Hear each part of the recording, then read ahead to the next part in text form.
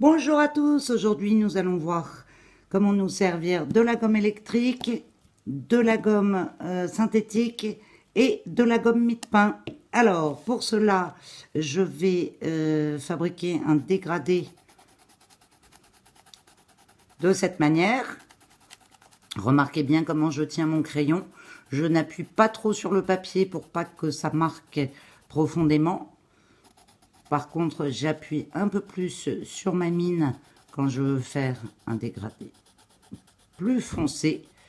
Alors là, je l'ai fait avec un crayon HB. L'objectif est de voir que la gomme peut être un super outil en dessin.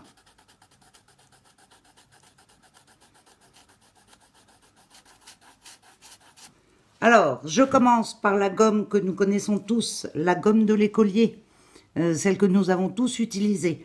Elle sert généralement à gommer de grands espaces et à donner des grands coups de gomme. Comme par exemple ici, si je veux refaire mon cadre, je vais me servir de cette gomme, la gomme de l'écolier, pour, vous voyez, donner de grands coups de gomme sans appuyer trop. Vous pouvez remarquer que ça gomme parfaitement, il n'y a aucune trace. Alors, importance de choisir son papier en fonction de ce que l'on veut faire. Pour utiliser la gomme de l'écolier, je vous conseille de dessiner sur un papier à dessin tout simple, un papier d'imprimante. Par contre, tout ce qui est papier à grains, ça sera moins bien. Ensuite, la gomme électrique. La gomme électrique, c'est un peu la gomme du flemmard, moi je l'utilise beaucoup, mais ça permet de faire vraiment des contours précis et de travailler proprement et très précisément. Vous voyez ici, je vais dire que je vais faire... Alors, je suis obligée de me retourner pour que vous voyez la vidéo, mais je vais transformer ma forme en carré. Le principe de la gomme mécanique, c'est de respecter le sens de rotation et d'aller tout doucement.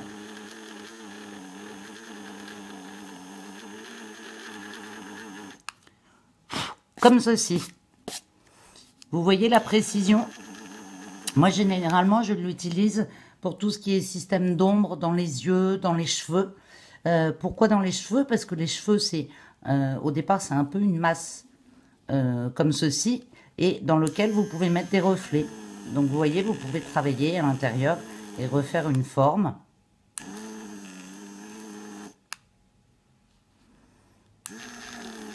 Comme ceci. Donc je continue. Alors là, je ne l'ai pas prise, mais d'habitude, j'ai une petite brosse à dents pour frotter toutes les épluchures de gomme. Et la dernière, c'est la gomme mie-de-pain. Alors, la gomme mie-de-pain, ce que je vous conseille, c'est d'abord de faire un bout arrondi et de la faire à votre main. De cette manière-là, vous la tournez.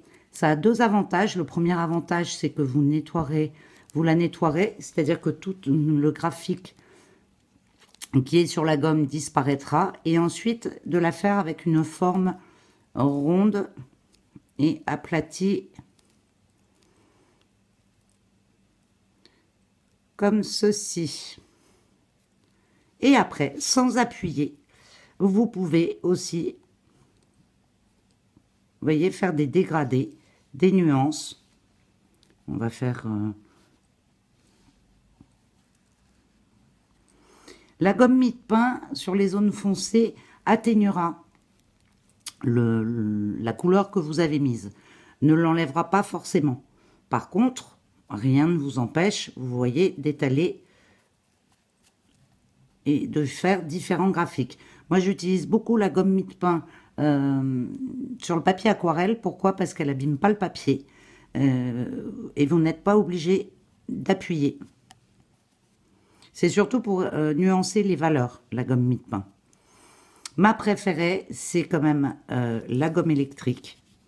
Pour tout ce qui est portrait, pour tout ce qui est fleurs, pour tout ce qui est contour impeccable.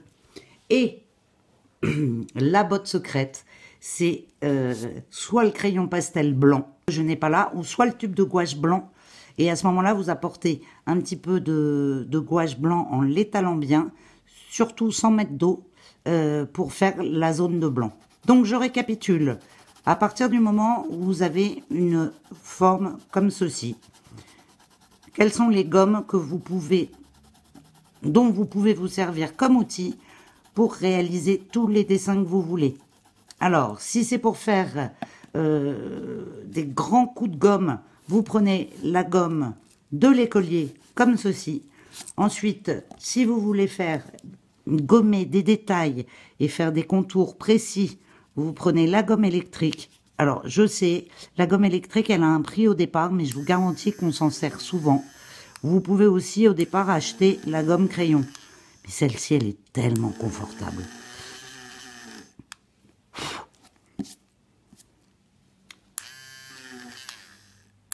Moi, elle me sert dans les fleurs, dans les yeux, dans la réalisation des portraits.